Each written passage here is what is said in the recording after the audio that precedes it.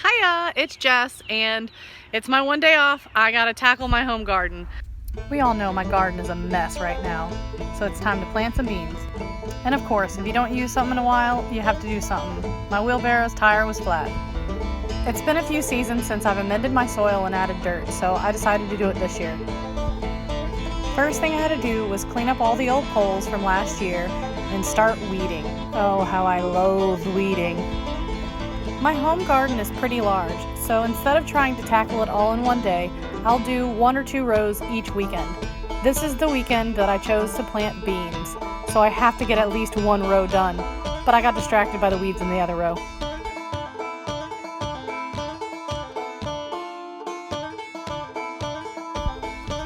Next, I moved my weed stop and my hose out of the way so I could start tilling up by hand. Yes, I do it by hand.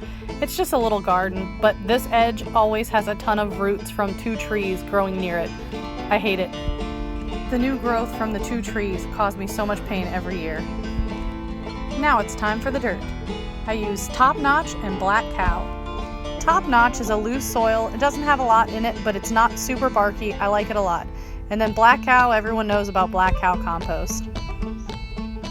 I just mix it up as I go, spreading it evenly.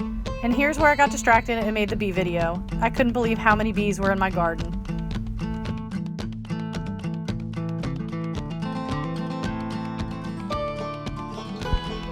And of course, I had to clean off all my poles and get my twist ties off.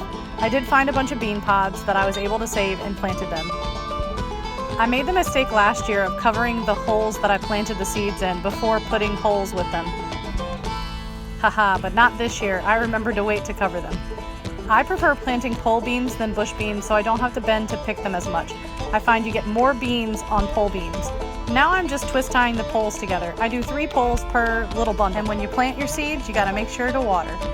I have a drip hose irrigation system throughout my garden. Each row has its own hose.